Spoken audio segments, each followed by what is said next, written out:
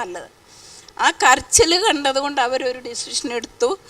അങ്ങനെ ഞാൻ പുറത്തിറങ്ങി. പക്ഷേ ഞാൻ അവരുടെ ഒരു ഗാർഡനറായിട്ട്, എല്ലാവരും ആദിവാസികളാണ്, അങ്ങനെ ജോലി ചെയ്യാനാണ് ഞാൻ ചോദിച്ചത്. പക്ഷേ അതിന് പകരം ഒരു ആദിവാസി മേഖലയിൽ ഒരു ടീച്ചറായിട്ട് ജോലി ചെയ്തു. അന്ന് മുതൽ ഈ ആദിവാസികളോടും simple life, close to nature, അതൊക്കെ അവിടെ മുതൽ തുടങ്ങിയത്. ഒരുപാട് കൂട്ടങ്ങൾ ഉപേക്ഷിക്കാനും എന്നെ അവരോട് അവരുടെ ലൈഫ് പോലെ ഞാൻ അവരിൽ നിന്ന് പഠിക്കുകയായിരുന്നു.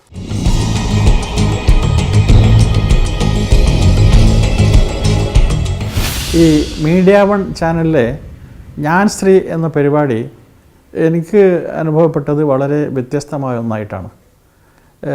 മറ്റ് പലരും കാണിക്കുന്ന പോലെ സ്ത്രീയുടെ ദോഷവശങ്ങൾ, അവരുടെ കാപട്യം, അവരുടെ പക, അവരുടെ അസൂയ, ഇതൊന്നുമല്ല യഥാർത്ഥത്തിൽ സ്ത്രീ എന്നുള്ളതാണ് ഇത് കാണിക്കുന്നത്. പിന്നെ എന്നെ ആകർഷിച്ച 2 വ്യക്തിത്വങ്ങൾ, ഒന്ന് ആ മാര്യത്ത് എന്ന ആ പെൺകുട്ടി, വികലാംഗയായ പെൺകുട്ടി, അവരുടെ എല്ലാ വൈകല്യങ്ങളും പ്രയാസങ്ങളൊക്കെ മറച്ചു വെച്ചുകൊണ്ട്, അതൊക്കെ മാറ്റി വെച്ചുകൊണ്ട് സമൂഹത്തിന് എന്ത് ചെയ്യാൻ കഴിയും എന്നുള്ളതിൻ്റെ ഉത്തമ മാതൃകയാണ് അവരുടെ ജീവിതം. മാരിയത്ത് ജ്യോതി കോൺവെന്റ് പാലിയേറ്റീവ് കെയർ യൂണിറ്റിനു വേണ്ടിയാണ് തുക ചെലവഴിച്ചത്.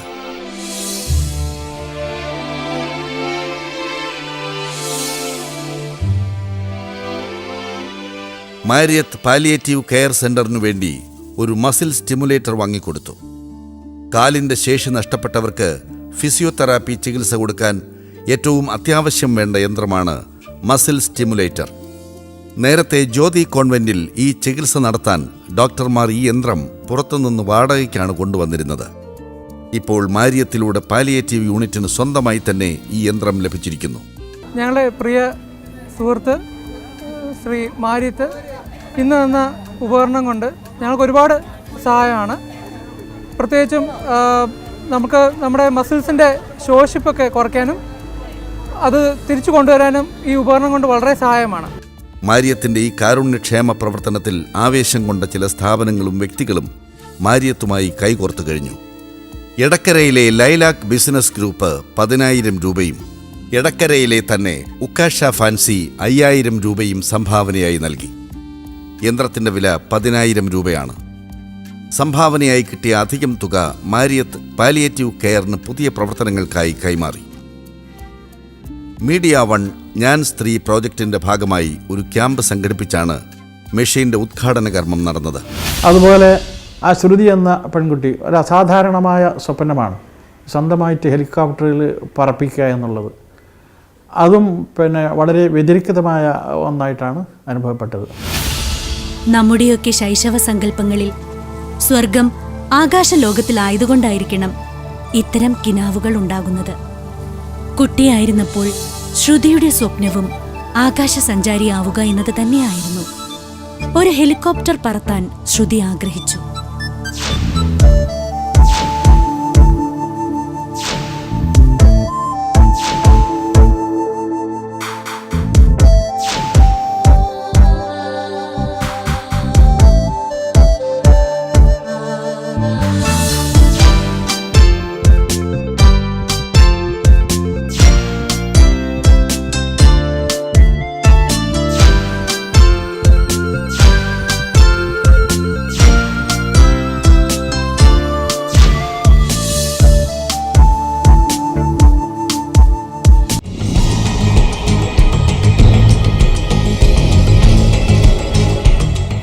ഞാൻ സ്ത്രീ എന്ന പരിപാടി സ്ഥിരമായി കാണുന്ന ഒരു പ്രേക്ഷകയാണ് ഞാൻ.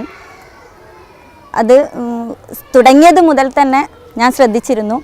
കാരണം മറ്റ് റിയാലിറ്റി ഷോകളെ പോലെയല്ല ഇത് സ്ത്രീകളുടെ പ്രത്യേക കഴിവുകളെ പരിപോഷിപ്പിക്കുന്നതും സമൂഹത്തിന് ഉപകാരപ്പെടുന്നതുമായ ഒരു പരിപാടിയായിട്ടാണ് എനിക്ക് തോന്നുന്നത്. മീഡിയ വണ്ണിലെ ഞാൻ സ്ത്രീ പ്രോഗ്രാം നല്ല പ്രോഗ്രാമാണ്. ഇത് സ്ത്രീകൾക്ക് അവരുടെ സ്ട്രെങ്ത് ഓഫ് ക്യാരക്ടർ കാണിക്കാൻ നല്ലൊരു വേദിയാണ്. എനിക്ക് സാജിദയുടെയും പിന്നെ ജെന്നിയുടെയും സ്പീച്ചും സോഷ്യൽ കോസിന് വേണ്ടി ചെയ്ത ഒക്കെ വളരെ ഇഷ്ടപ്പെട്ട്. It's a good programme.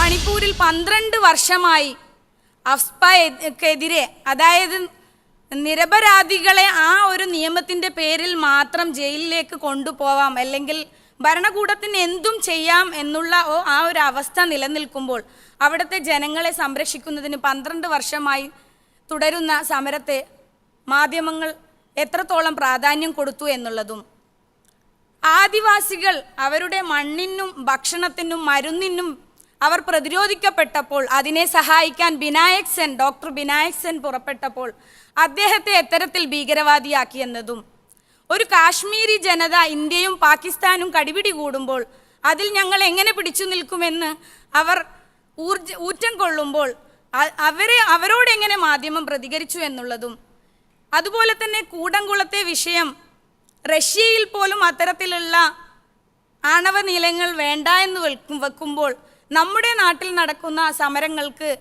വലതുപക്ഷമായാലും ഇടതുപക്ഷം മൗനം പാലിച്ചുകൊണ്ടും അതുപോലെ തന്നെ മാധ്യമങ്ങൾ അത്തരത്തിലുള്ള രീതി സ്വീകരിച്ചു മുന്നോട്ട് പോകുമ്പോൾ നിശ്ചയദാർഢ്യമുള്ള സ്ത്രീ രത്നങ്ങൾ അല്ലെങ്കിൽ നമുക്ക് എടുത്തു പറയാവുന്ന അരുന്ധതി റോയിയെ പോലുള്ള ആൾക്കാർ അത്തരത്തിലുള്ള പ്രശ്നങ്ങൾ എടുത്തു കാണിക്കുമ്പോൾ അവരെ രാജ്യദ്രോഹ കുറ്റം ചുമത്താൻ പോലും മടിക്കാത്തവരാണ് ഇന്നത്തെ നമ്മുടെ മാധ്യമങ്ങൾ. കേരളത്തിലേക്ക് വരികയാണെങ്കിൽ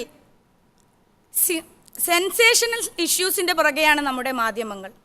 വിവാദങ്ങൾ ഉണ്ടാക്കി തീർക്കുക അല്ലെങ്കിൽ എക്സ്ക്ലൂസീവുകൾ ഉണ്ടാക്കി തീർക്കുവാനുള്ള ഒരു പരക്കം പാച്ചിലിനിടയിലാണ് നമ്മുടെ മാധ്യമങ്ങൾ അകപ്പെട്ടിരിക്കുന്നത്. അതുകൊണ്ടാണ് നമുക്ക് കറണ്ട് ഇഷ്യൂ ആയ സൂര്യനെല്ലിയിലെ പെൺകുട്ടിക്ക് നീതി ലഭിക്കും എന്നിടത്തെത്തിയപ്പോൾ ഒരുത്തനെ പോലും പിടികൂടാൻ പറ്റാത്ത മാവോയിസ്റ്റ് വേട്ട എന്ന് പറഞ്ഞ് അതിനെ പിന്തള്ളി. ആ കാര്യം മാധ്യമങ്ങളിൽ നിന്ന് ഇല്ലാതായിപ്പോയി. പിന്നെ മാവോയിസ്റ്റ് വേട്ട എന്ന് പറഞ്ഞ് കേരളത്തിൽ പരക്കം പാച്ചിലാണ്.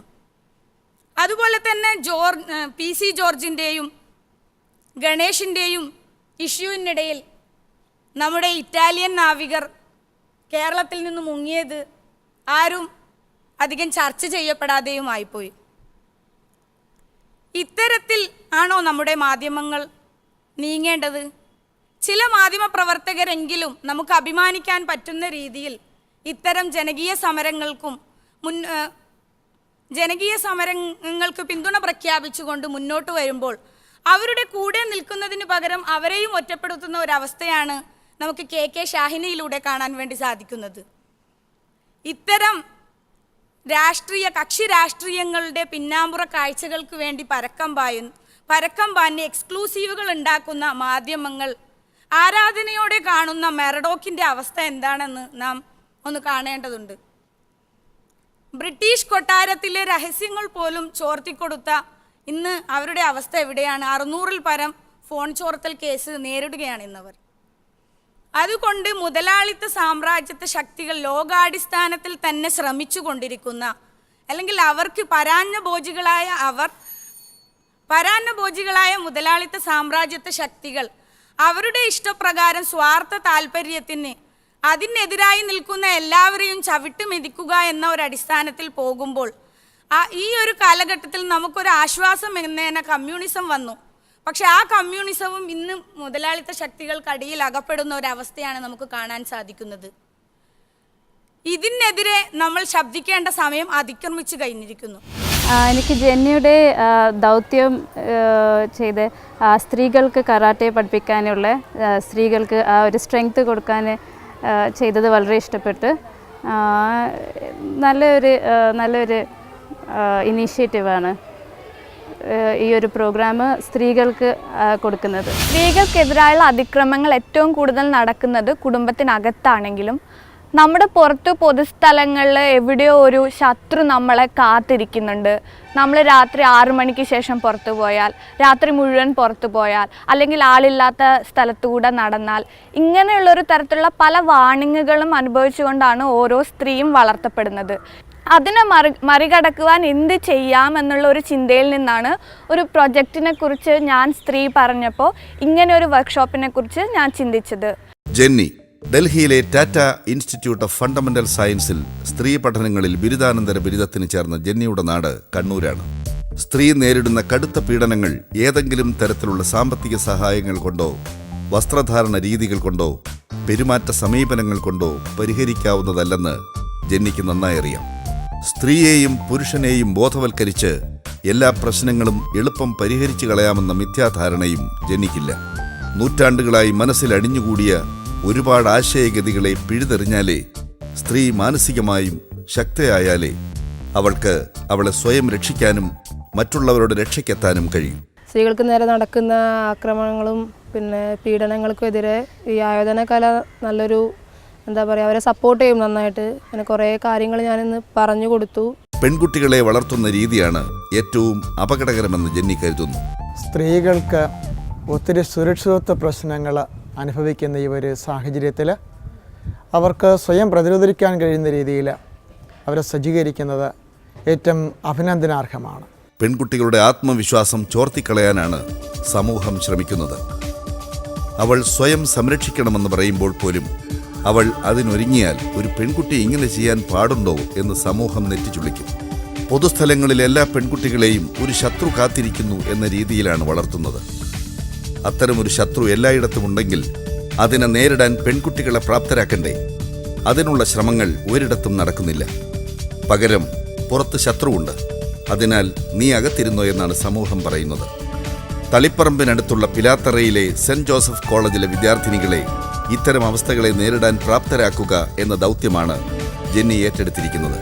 അതോടൊപ്പം പൊതുസമൂഹത്തെ കൂടി ഇക്കാര്യത്തിൽ ജാഗരൂകരാക്കണം എന്നും ജെന്നിക്കറിയാം. സ്ത്രീകൾക്കെതിരെയുള്ള അതിക്രമങ്ങളെ പ്രതിരോധിക്കാൻ ഒരു പരിധിവരെ ഈ സെൽഫ് ഡിഫെൻസ് പ്രോഗ്രാം ഞങ്ങളെ ഹെൽപ്പ് ചെയ്തിട്ടുണ്ട്. ഞങ്ങളുടെ ആത്മവിശ്വാസം എല്ലാം നന്നായിട്ട് കൂടിയിട്ടുണ്ട്.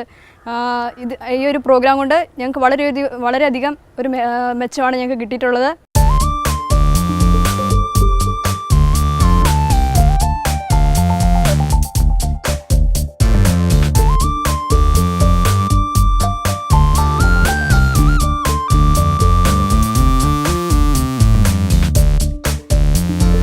പെൺകുട്ടികളിൽ ആത്മവിശ്വാസം വളർത്താനും സ്വയം സംരക്ഷണത്തിന് അവരെ പ്രാപ്തരാക്കാനുമുള്ള നിർദ്ദേശങ്ങളടങ്ങിയ ബോർഡുകൾ ഇതിനായി പൊതുസ്ഥലങ്ങളിൽ സ്ഥാപിച്ചു. ഈ ബോർഡുകൾ പുറത്ത് വെക്കുന്നത് കൊണ്ട് എന്താ വെച്ചാൽ അതൊരു വിസിബിലിറ്റി വലിയൊരു കാര്യം തന്നെയാണ്.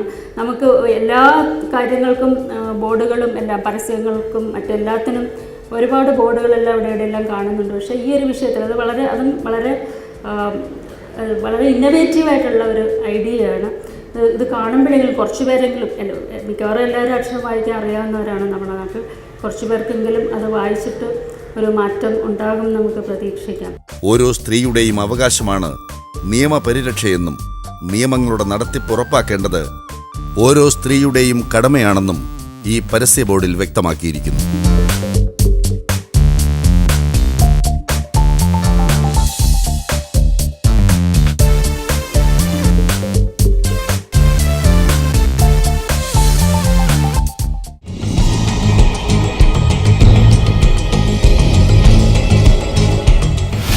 സ്ത്രീ എന്ന പരിപാടി ഞാൻ സ്ഥിരം കാണാറുണ്ട്. അതിലെ അഭിമുഖം വളരെ നന്നായിരുന്നു.